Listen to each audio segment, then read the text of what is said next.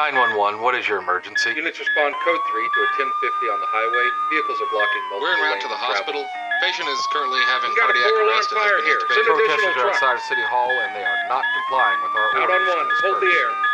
In a rapidly changing world for first responders where it seems that every day the rules and norms are changing, there is one voice you can count on to give you the latest in emergency news.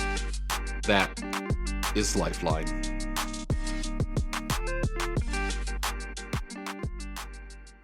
Hello, and welcome back to another episode of Lifeline 911 Podcast with your host, Erica. Hello. I am your co-host, Gary, and today we are going to be discussing the mentality of a CTO, a communications training operator. So the CTOs are responsible for imbuing future generations with the knowledge, the skills, and the abilities, and the practical know-how with how to do the jobs. And the CTO, the design of the CTO is that they pass that on to the junior dispatchers and the junior call takers and watch them grow and provide them guidance and support throughout their on-the-job training and many times even after the on-the-job training is completed. Yeah.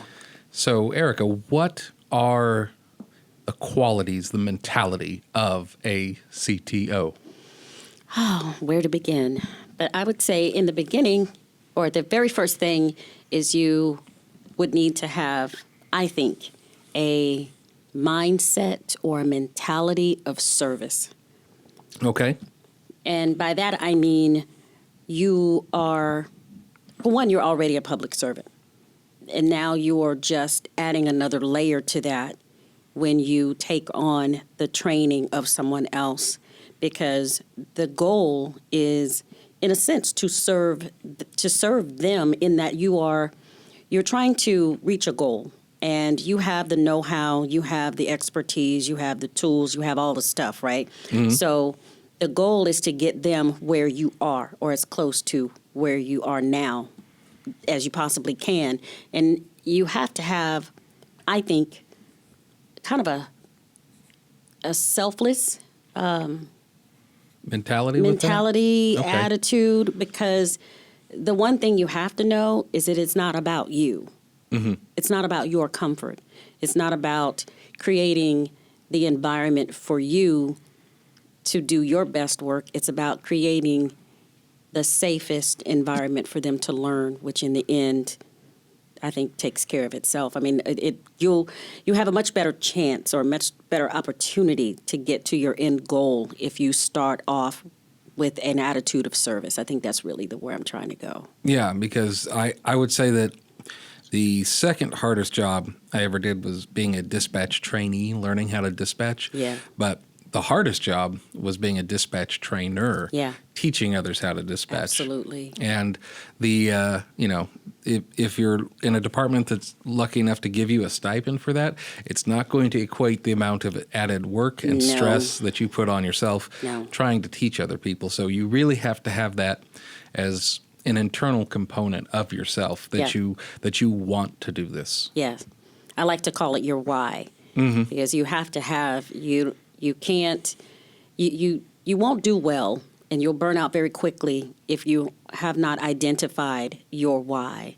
You have to find out first, and I think you have to look at the man in the mirror, as Gary likes to put it. I mean, it's very true, though. Mm-hmm. You have to ask yourself, why am I doing it? And whether that be you were voluntold to do it, which is the worst possible situation. Sometimes that happens. Sometimes it does happen.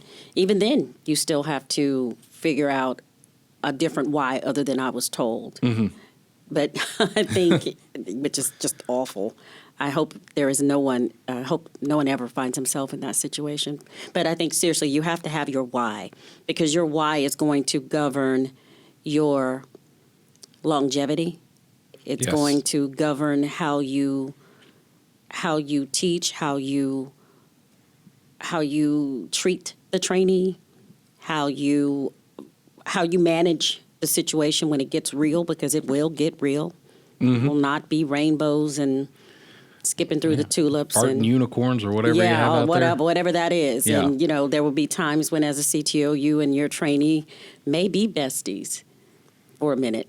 And then there might be days when you want to kill them. Mm-hmm. Yeah. And there'll be days when they want to kill you. I had a trainee tell me one time that she secretly, how did she put it? She dreamed about throwing me out of a moving car. Oh my God. She did. Well, But that wasn't because she really wanted to throw me out of a moving car, but it's just when it gets hard, when it gets intense, and you have to push, because as a CTO, there becomes time as it gets harder. I think probably about that middle part of the training when you begin to take your hands off, you're not as helpful. You know, you have to start allowing them to do some things, and that's when it starts to get harder for them. And at one point, I don't know what I did to make her think that, but I thought that was so interesting. She said, moving car. Yeah. at least I found the short clip that I'm going to use for this episode when I put it up, because that's definitely going in there. But yeah, you have to, as you said, start with why, because that's going to be your rock, your foundation for when things are really tough. What are you going to cling to when the storm is raging all around you, and you've got to hold on to something and make a decision to keep working, even though you're going to be really stressed out, really tired, emotionally, mentally exhausted. Yeah. Because when you are training someone, not only do you have to keep track of all the things you normally keep track of, you have to keep track of all the things that they are missing. Yeah. And then be able to go back and fix it if need be. Yeah. And that is compounding the amount of work that you need to do. I like to call it double duty and sometimes triple. So You're still responsible for everything. And I think, which is one of the things that I find some newer CTOs really struggle with understanding, is it is double duty, because at no point are you, the CTO, not responsible for the outcomes. Yes. You are always responsible for the outcomes. I don't care what the trainee did, what they didn't do, what they missed. They're learning. There's absolutely no way they are responsible for outcomes. I think that's one of the things you have to accept early on, is the buck will always start and stop with you as the CTO. Yeah, I always told the trainees that your CTO is your safety net. Yes, and absolutely. so as that safety net, you're where that responsibility for that call that was entered at the wrong location, or that unit that wasn't dispatched a backup, you're where that fault lies, because you need to get in there and make sure, above all, everybody's kept safe. Absolutely. And you try and train with that in mind, but you have to keep safety first. That cannot go out the window. Absolutely not, which is why I always say they are not responsible for outcomes, even the good ones. The good, the bad, the ugly, and all points in between. It all is on the CTO. So I think it's important to put that out there. If you are thinking about becoming a CTO, which is absolutely amazing, it is by far the most rewarding part of my career, even to date, because I enjoy supervising and I try to do very good work at it, but to me, nothing trumps training, which is why it took me 10 years to promote. Yeah, and really, the best parts of being a supervisor, I would say, are the paperwork and the timesheets. Not at all. I wouldn't. No, Not at all. It's the stuff that is CTO-esque. It's the training. It's watching people grow and develop and reach their potential. Yeah, and you're having those coaching, teaching moments are just amazing, especially when you can do that and then they go right off and apply it. Yeah. You're like, what? Yeah. Yes, it's the best thing. So, yeah, that is the highlight, I think, of being a CTO, is seeing your, I don't want to say child, but seeing your charge. Yes. There you go. Yes. Seeing your charge grow and develop and get better and eventually learn to overcome obstacles. Yeah. Things that would have tripped them up the previous week, they got it this week. Yes. Not saying that they'll have it next week, because there's always some 2 steps forward, 1 step back dancing going on. But for that moment, they got it. Yes. And they were able to apply what you taught them. It's the best. And having that service mentality as the bedrock principle of why you're doing this is really the only way you're going to get through being a CTO in the long term, because any other reason is just going to crumble and fade away to dust. Wow. Yeah. Wow. Yeah. It's true, though. Yes, it is. It's very true, because when it gets difficult, if your why is rooted somehow in upstaging the training, which Would be crazy. I don't even understand. I've seen it, though. We've seen it. Yeah, yeah. How do you compete with someone who does not know what they are doing? It's amazing to me. It's like, I beat this baby in a 100-yard relay. Like, well, great, I guess. What do you want from me? They were crawling and you were sprinting. It's like Let me Kramer. We're all on the same skill level. see. Yeah, I love that. Yes. It's true, though. If your why has anything to do with outshining your what should be your charge, that won't last. No. If it is about power and authority, Then you're really insane if you're you think really that's... insane. But come on now, let's be real about it. And in my time, 20 plus years, and you're 15, I know you've seen it. Yeah, yeah. You've seen the CTO that is misguided in their why. And you can tell it's in the way that they interact with their trainees, and they don't end up with the best outcome, not for themselves, not for the agency, and not for the trainee. Yeah, so you need to have that service mentality as your why, because, it could be towards the trainee, it could be towards your department, it could be towards your community, but you need to have service orientation as your principle, because if you don't have that as your compass, you're going to lose your way. Agreed. Well said. Thank you. But even if you do have service as your core guiding principle, you need to also have patience. Agreed. Because that's another key component, I would argue. Absolutely. I think right after that service, you have to add patience, because without patience and knowing that this is a marathon and not a sprint, you're going to lose it. You will become very frustrated, and you're going to stay that way. Yes, and not be happy. No. Well, we all know it. I just remember my own training. It's a roller coaster. It's up one day, down the next, up one day, down the next. And actually, sometimes, several times in a shift. I remember thinking, you know what, I got this, hey, and 5 seconds later something happens and I'm down in the dumps because I missed something. Yeah. And I had, for the most part, really amazing CTOs, but I did have a couple in the mix that patience was not, they didn't pack their patience. No, they didn't bring it that day? They didn't bring it. They didn't bring it. They didn't own it, so they couldn't Never bring it. even heard of it. Never even heard of it. So I think patience is absolutely imperative. You have to have it. Yeah, because when you're training someone as a call taker or a dispatcher, understand that they don't know the job. No. It's like if you had a kid and you're teaching them how to ride a bicycle. If you don't give them training wheels and you give them the bike, and you're like, okay, go right off down the road, and they fall down, you're not going to go up to them and yell at them and be like, why didn't you ride it? Yeah. I mean, that would be like we'd have to call CPS on you or something. Or we should call them. But like if you're training, the next generation of dispatchers and call takers, they've never done this before, most of them. Sometimes people will come in with prior knowledge, and that kind of creates its own problems. Yeah. With different policies that they have deeply embedded in their head. Yeah, I used to call it running around with 2 sets of SOPs, because that happened to me when I went to Denver. I literally would one moment I would be working on working under an SOP that is there. And the next thing I know, I've got an APD policy running through my head, and I go to act on it, and everybody's looking at me like, what's wrong with you? Yeah, this is not what we do I here. completely forgot where I was, so I get it. Yeah, and it's a lot to unlearn. Yes. But if you have, patience, understand that they're trying to learn a complicated job that's multifaceted. Yeah.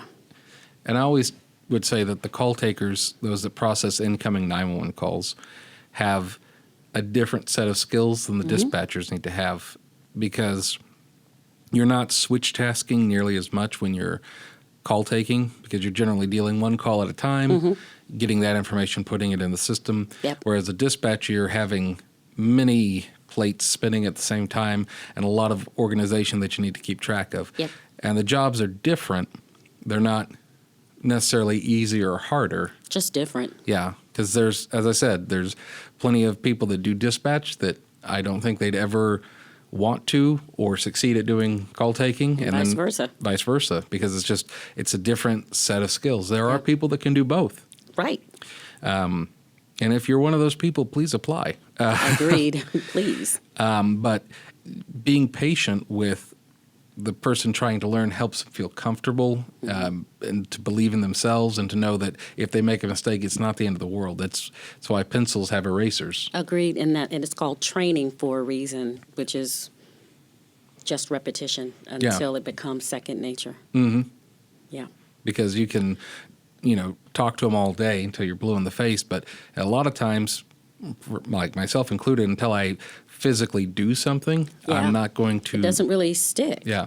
Yeah, I'm the same way. I think most people are. Yeah. You can learn like theory. There's lots of theory behind what we do, like the whys of, why would you close a channel? Why is backup absolutely imperative? Why does it need to become like breathing, involuntary? But you can't lose patience with them, and they need to know the whys of why do you do the things that you do. And to Gary's point, you can't forget that they don't know this stuff. Mm-hmm. It's all new to them. And it is a completely different language. Mm-hmm. It's a different way of thinking. It's a different way of processing information. I don't know about you, but you were legacy kind of, so that's kind of an advantage, I would think, because you probably grew up listening to a lot of the lingo, and so it wasn't completely foreign to you when you got here. Yeah, I mean, I felt like I had at least an idea of the concept of it, rather than just coming in cold off the street. Which is what I did. Yeah. And I came in, I think, which is, in my opinion, is backwards, where you learn dispatch first. I think that it is Well, you were dispatching taxis. I mean, true, and I also drove a taxi. That helped me with learning the city, the geography part. I didn't have to learn that, but Would you say that's a life hack? with the hack license, that is, wow. You see what I deal with people all day long. Dad jokes, and you're not even a dad. I know. Not that I know of. That's crazy, but okay, moving on. You made me forget what I was talking about.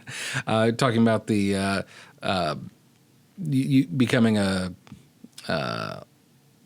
coming in backwards, like being a dispatch I did first. come in backwards, in my opinion, backwards. Not bad, just different. I would have preferred, knowing what I know now, I would think it would have been better to come in as a 911 operator and then go into dispatch. It's just kind of, to me, like a foundation. Mm-hmm. It's just, I just would have preferred to do it that way, and I think it is the easiest way to progress in this profession. If you will. I mean, I wouldn't, like, a comparison that comes to mind would be like learning, addition and subtraction before multiplication.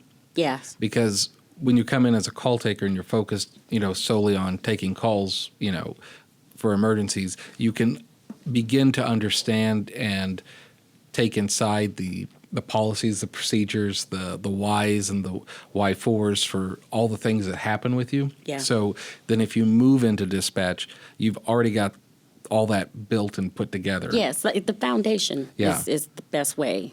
Yeah. Yeah, So I would say foundation. Yeah. So for me anyway. Coming in as a dispatcher, kind of, you've got to really speed yourself up to get where you need to be. Agreed. And that takes us all the way back around to that patience in understanding that the trainee is coming in to, most of the time, an environment that they are unfamiliar with. Mm-hmm. And and a culture that they are unfamiliar with, because this is a whole lifestyle. Yeah, because most people, they may call 911 maybe half a dozen times in their life, if they're fortunate. If they're fortunate. And they may interact, maybe once or twice a year with the police officer. Yep. But when you work at a police department, Yeah. You're going to do that every day. Yeah. So it's really unusual for people, it's something new for them. Yeah. And something else to consider, but it took me a long time to realize this, and I don't know why it took me a while, that it's not only about teaching them to do this work. The trainee has an added stressor that you don't have, and that is the fact that their livelihood hinges on their success. Mm-hmm. And that is not the case for the CTO. If they don't make it, you're still fine. But they have another layer or another challenge to consider, or they're facing that other level of stress as they're trying to learn. So it took me a long time to realize that as a CTO, I think another quality you have to have is big picture, thinking about all of the things that are impacting your trainee as they're attempting to learn this new job that is probably harder than anything else they've ever had to learn, no matter which discipline.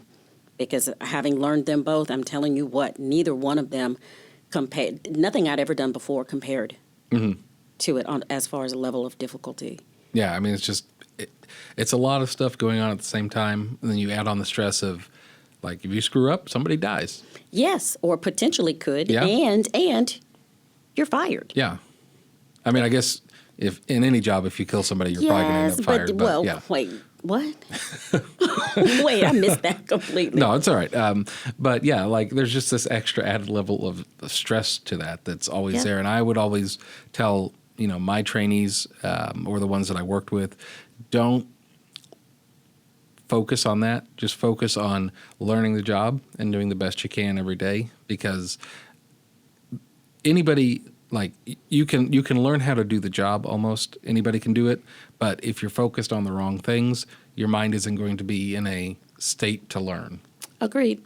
But that's where the CTO comes in again as you're the cheerleader, you're the coach, you are the person that is constantly encouraging them.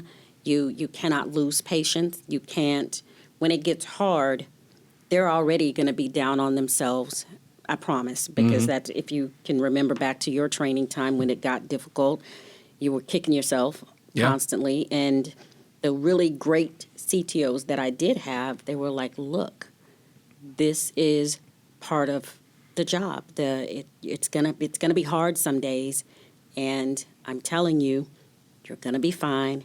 Just keep going. You need to be able to encourage when it gets difficult. Yeah, and I think that, like, especially for people that, if they're new into the workforce and they may have just come out of school, or like they're just somebody that like always got A's in school and was never worried about like not getting it. When you start the job and like you're getting ratings of like unacceptable or needs improvement, when you start your training, it kind of messes with your mentality, because you're thinking, I'm not doing well enough. And of course you're not doing well enough. You just started. Like if you were on your own, of course you'd be fired, but you're still in training. So the whole point is to get better and better. So it's tough for a trainee, I think, to get over that mentality, because a lot of times we don't really challenge ourselves much. Like, No. I mean, when was the last time, you picked up something new to learn, like the trumpet or something? Like, I tried learning the violin on my own. It's no. Yeah, it's awful. Like, nobody wants to be around that. It's terrible. Like, the rate of return on the violin is like, you have to put in many, many hours to sound good. Yeah, and that's with anything. But you're right. And you use the example of someone who is recently out of school. The other side to that is, I've heard this many times from adults. The last job they were at, they were pretty good at it. They've been doing it for 5 years, 10 years, or even longer. And so it was second nature to them. And now here they come in this environment, and they are back down to learning it at baby steps and making mistakes. And it is uncomfortable. Yeah. And adults are not accustomed to not knowing what the next thing is. And it's not our comfort level. Yeah, so it's like, I think that's probably one of the reasons why older people, like typically over 40, really, really struggle to come into this industry, because it's a lot of discomfort. Yeah. Like I mean, I could probably count on one hand the number of people, 45 plus, that have begun this job Yeah. and successfully got through it. Yeah. Because it's hard to do. And There's a bunch of them that have begun. yeah. There aren't very many who have succeeded. Yeah. And that's not to say to those of you out there listening, if you're thinking about starting a second career, that you can't do it. No. But just like understand it's going to be learning something new, and don't get down on yourself. Yeah. Because, you spent 20 years at your last job and you were excellent at it. Well, I should hope so after 20 years. Yeah. One would At least think. passable. Yeah. But if you're starting something new, it's going to be a challenge. So not only does the CTO need to have patience, the trainee needs to have patience with themselves. Agreed. But more than anything, the CTO, this is where you come in, because you are supposed to be that you shore them up when they are so down on themselves. Mm-hmm. You are, without you encouraging them and seeing the goal that you're both working towards, you will always keep that in sight. You have to keep that in your sights when they lose sight of it, I think. Yeah, absolutely, because you help guide them. Yeah. Well, that's all the time we have today for talking about the mentality of a CTO, but join us next week as we discuss part 2 and continue this lively discussion of the mentality of a CTO. We appreciate you listening, and from all of us at Lifeline 911 Podcast, I'm Gary. I'm Erica. And we will see you next week. Thank you for watching our production of Lifeline 911 Podcast. If you have any questions about the topics we discussed today, or if there's something specific you'd like us to cover in a future episode, send us your questions at lifeline911podcast@gmail.com. Stay safe out there. Until next time, this is Lifeline 911 signing off.